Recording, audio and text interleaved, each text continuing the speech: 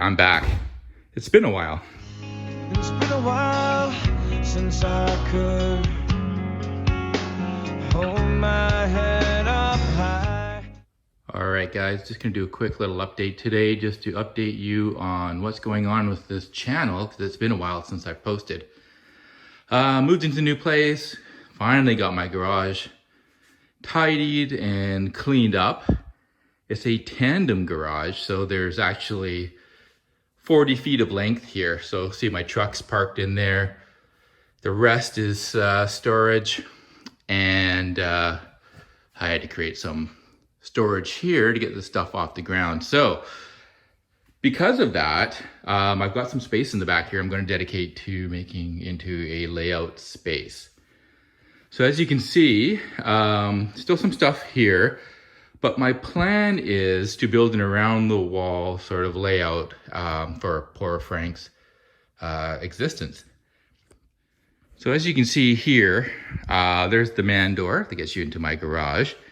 And I've got some tape on the floor. So what I'm gonna do, what I'm thinking I need to do is I'm going to build a wall coming right out from here, like so, back like this, and then along this red rack I've got here into that wall. It's gonna be a little tricky because my ceiling joists also run the same direction as this bigger wall. So I'm gonna have to do some hacking to get in there and do some proper supports. But the plan here is there will be a 31-inch door. I don't know if you can see the mark there to there. The door will swing in like so, and then that'll allow me into here. I can still get my stuff in and out because the door will be wide enough. And the main reason for doing that is it gets hot down here.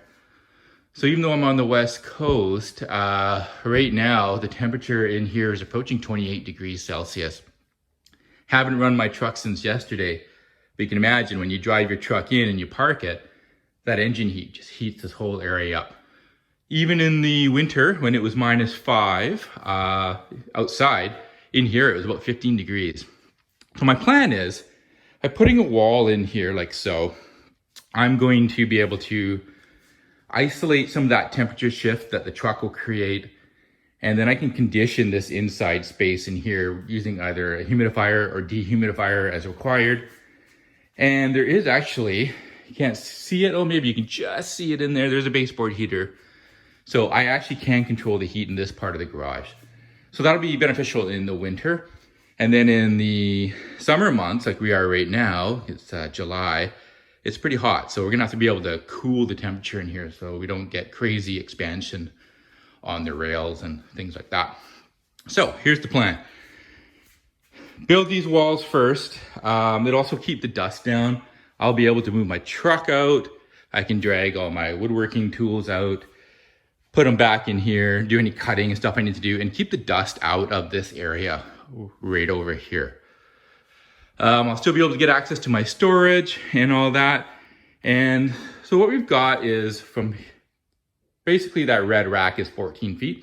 So I'm gonna have about 13.5 feet all the way to the back furthermost wall. And then in between here is about 10.5 feet. So, you know, it's about 10.5 by 14 feet that we could call it. The plan is to maybe have it come out just a couple feet from the wall here. Come around like so. Come around like so. Over top of everything here.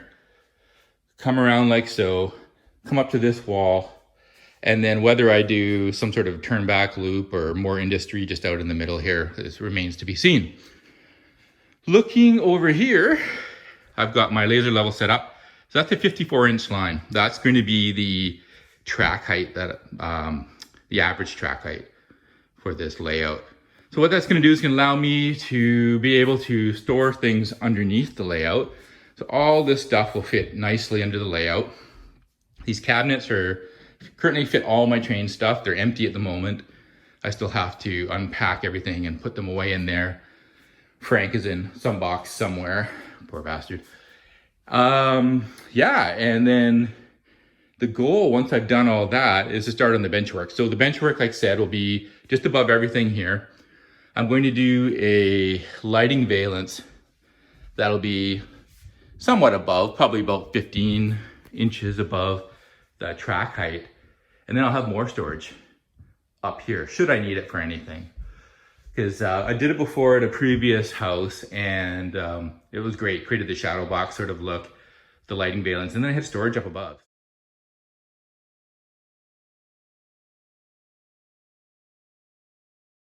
So it worked really well. So that's the plan, and I'll keep you posted slowly as I get things done. This is going to be a big task, though, creating this this wall, just because of what I can anchor it to in the ceiling and then in the wall here. So I'll figure all that out, get it properly done, so that I can support. I want to be able to support hanging a shelf off of it for the railroad, and then just seal all of this storage, and I can get at it from this side over here anyways. So that won't be an issue. So it's just a matter of getting these walls built, get this custom room created, and kind of go from there.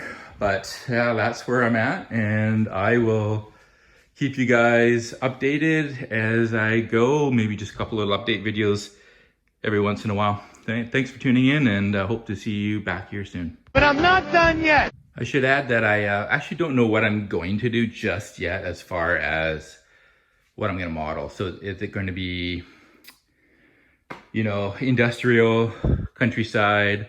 Hard to say, maybe a blend of both.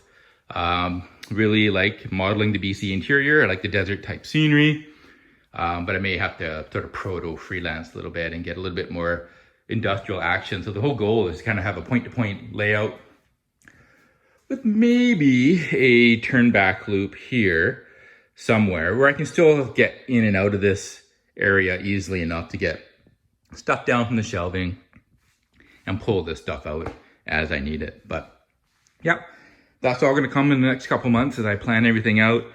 And you know, once we hit fall and winter, it'll be a little bit more amenable to working down here and getting things started, as that's typically the season to do this kind of hobby.